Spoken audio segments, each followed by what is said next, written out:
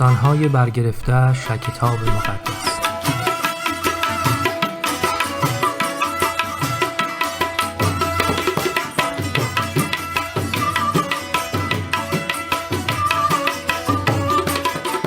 داستان عیسی مسیحای موعود است.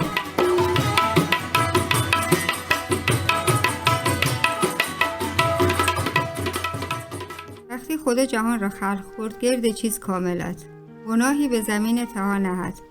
آدم و حوا بتی همدیگر را دوستش داشت. آوان عاشق خدا هستند.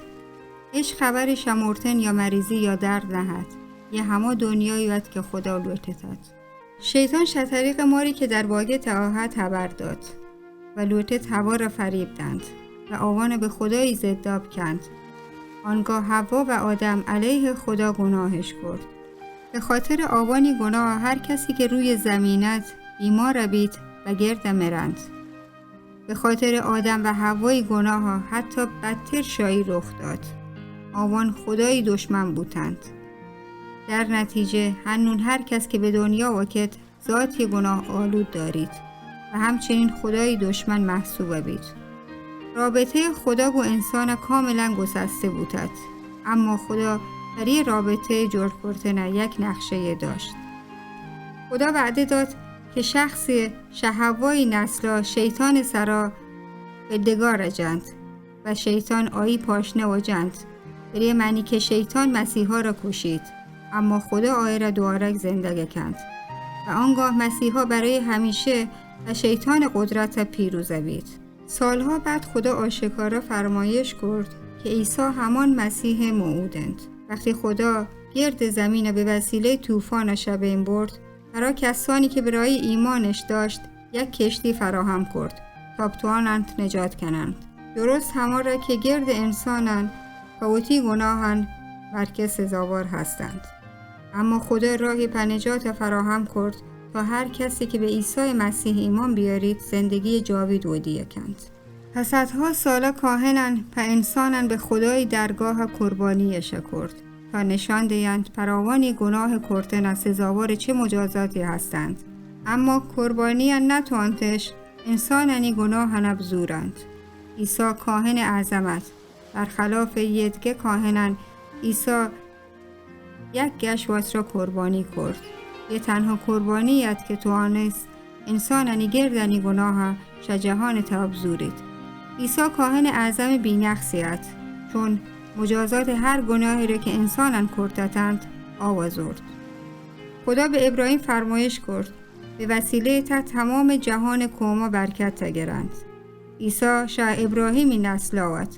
گرد جهان قوم به وسیله آیی برکتش گفت، چون هر کس که به عیسی ایمان بیارید گناه نجات کند و شاه ابراهیمی معنوی نواسگ بید.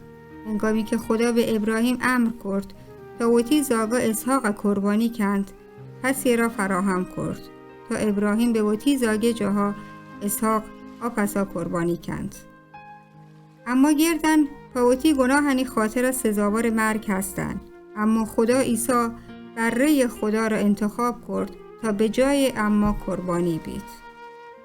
وقتی خدا آخرین بلا و را په مصر نازل کرد، به هر خانواده اسرائیلی امر کرد تا یک گرگ پشند و آیی وانا به وتی گسته درانی دوراب جنند.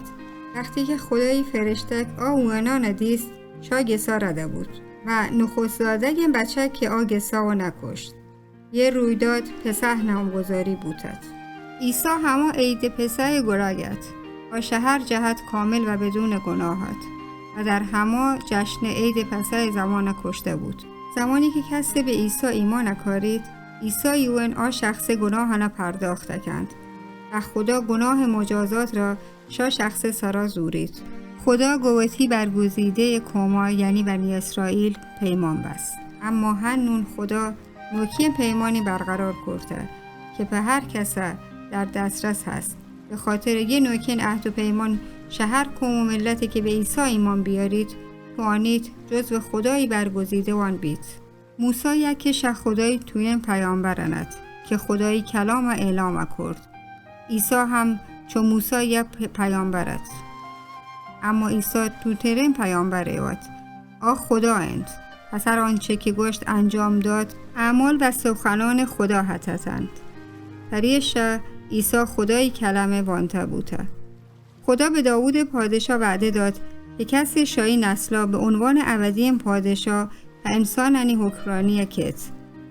عیسی خدا ایزاک و مسیحای موعود شداوودی نسلایند که توانید تا ابد پادشاهی کند. داوود اسرائیلی پادشاه کومند، اما عیسی گرد جهان پادشاهند و دوارگ کت و گو عدالت و صلح به وطی قلمرو اتها پادشاهی کند.